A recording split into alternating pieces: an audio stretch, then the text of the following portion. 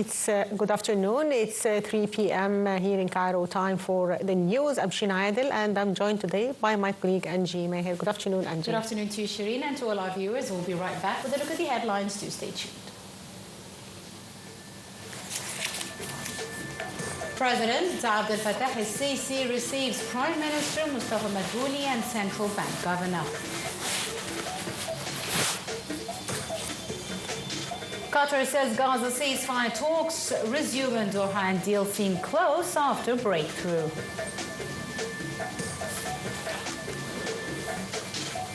The head of the International Court of Justice named Lebanon's new Prime Minister.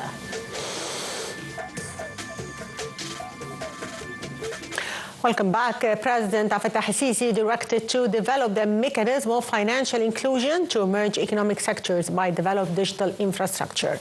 The president's remarks came during his meeting with Prime Minister Mustafa Madbouli and Governor of the Central Bank Hassan Abdullah, as well as head of Armed Forces Financial Institution Affairs. During the meeting, Sisi also stressed on the importance to develop state mechanisms to expand financial inclusion. The Qatari Foreign Ministry spokesperson, Majid Al-Ansari, said Tuesday that Qatar has handed over drafts of a possible ceasefire agreement to both Hamas and the Israeli occupation, adding that this was the closest point to a deal over the past months. Negotiators were meeting in Qatar on Tuesday, hoping to finalize details of a plan to end the war in Gaza after U.S. President Joe Biden indicated a ceasefire and hostage release deal was imminent. Qatar, Egypt and the U.S. have stepped up efforts to broker a ceasefire deal and enable the release of hostages. U.S. President Joe Biden said a deal was on the brink of being finalized.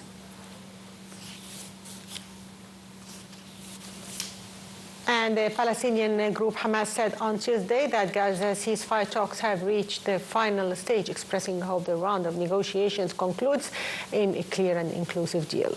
Qatar's ruler met with Hamas representatives and the Middle East envoys for the incoming and outgoing U.S. administrations overnight as part of a push to secure so far elusive ceasefire deal in Gaza. Hamas leader Khalil al-Hayya also reviewed developments in the ceasefire negotiations in Gaza Strip, which aim to achieve long-term truce.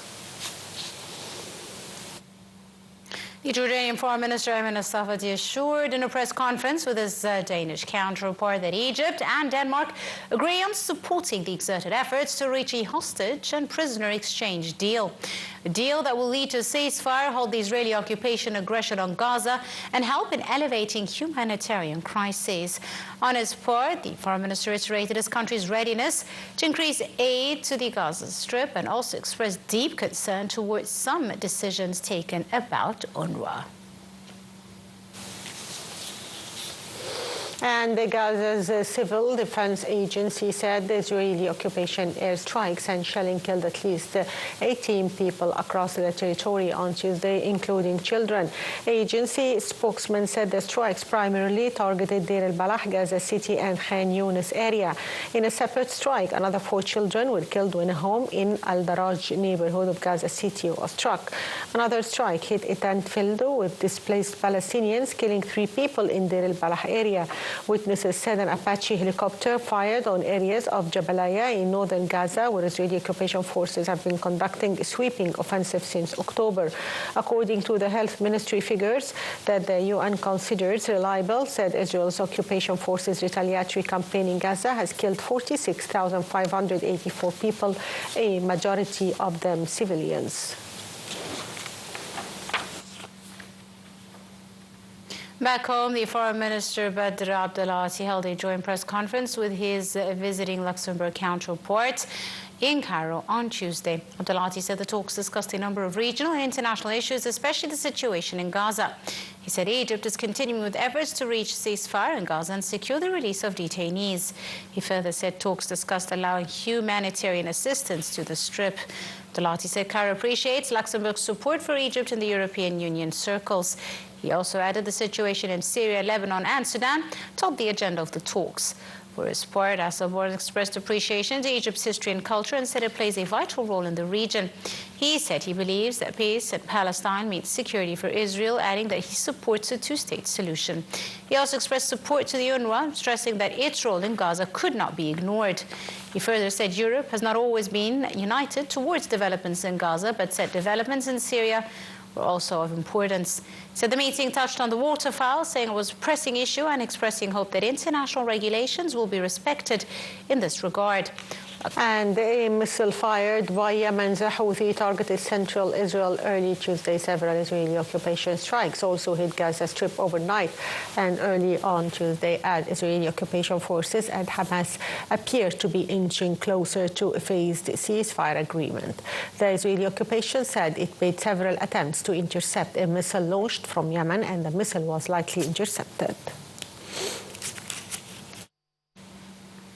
To Lebanon, where the country's new president has asked the prominent diplomat and jurist Nawaf Salam to form the country's new government after he was named prime minister by a large number of legislators late Monday.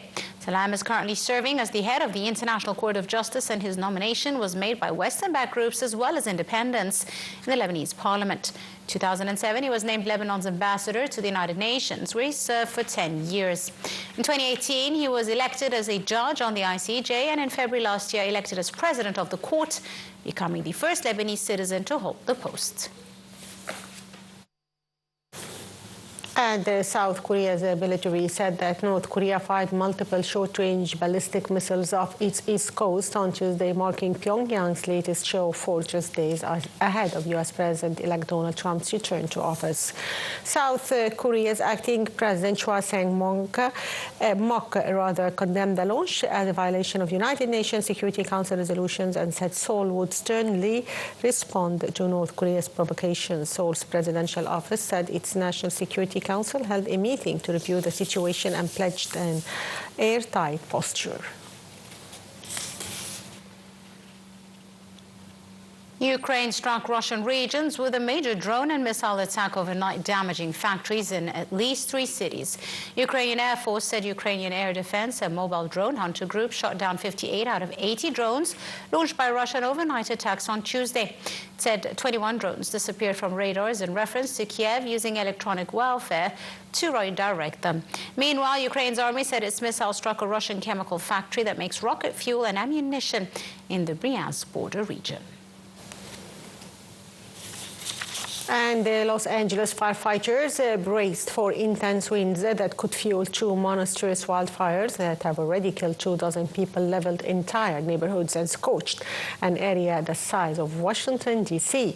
A meteorologist with the National Weather Service Weather Prediction Center hurricane force winds of 75 meters per hour were responsible from early Tuesday, with 50 to 70 meters per hour. Gusts expected through Wednesday. A red flag warning was in effect late overnight as dry, dangerous Santa Ana winds picked up speed.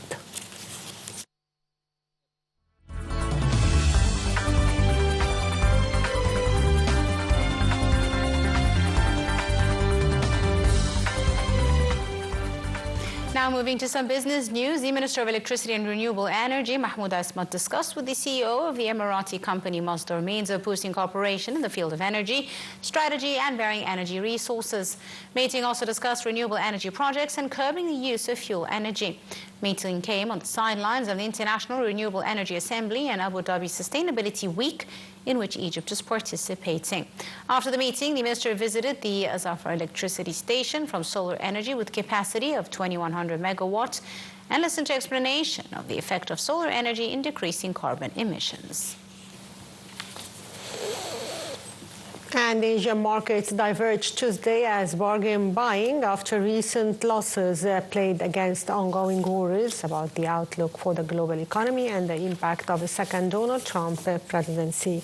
Wall Street staged a small recovery Monday, with the Dow and S&P ending in positive territory, but tech titans, including big hitter Nevada, dragged the Nasdaq down again. Hong Kong and Shanghai advanced as China's securities regulator said it was rather, said it was looking at ways to provide more stability to markets after another one of poor performances sparked by worries over the world's #2 economy and Trump's threatened tariffs. Sydney, Seoul, Wellington, Taipei, and Mumbai also rose, though there were losses in Singapore, Manila, Bangkok, and Jakarta, with Tokyo the biggest loser as traders returned from a long weekend to play catch-up with Monday's sell-off. Paris and Frankfurt rose at the open, while London was flat.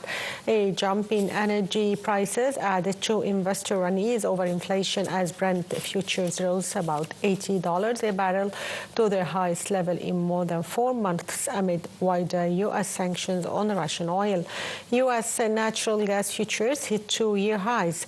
U.S. crude rose $2.25 to settle at $78.82 a barrel, and Brent rose to $1.25 to settle at $81.01. A jump in energy prices added to investor unease over inflation as Brent futures rose above $80 a barrel to their highest level in more than 4 months amid wider U.S. sanctions on Russian oil. U.S. natural gas futures hit 2-year highs, and U.S. crude rose $2.25 to settle at $78.82 a barrel, and Brent rose to $1.25, settling at $81.01 a barrel. And league leaders Liverpool look to avenge their lone defeat of the season when they return to Premier League action on Tuesday evening, visiting Nottingham Forest side that has emerged as surprising title challenger. Finally, Colombia captain James Rodriguez has joined Mexico's Liga MX side club Leon from the Liga's Rayo Vallecano on the free transfer. Local media reports said Rodriguez had signed a 1-year contract with an option for another season. Midfielder arrived at Rayo this term for a second La Liga stint as a free agent following an outstanding Copa America campaign where Colombia lost in the final to Argentina. The 33-year-old, who played 125 times for Real Madrid from 2014 to 2020, only made 7 appearances for Rayo this season before ending his contract. Well, dear viewers, that's all for the news. I'm Shina Adel, and I'd like to thank my dear colleague Angie Meher. Thank you, Angie. It was a pleasure. Thank you, Shireen, and thank you to our viewers for watching.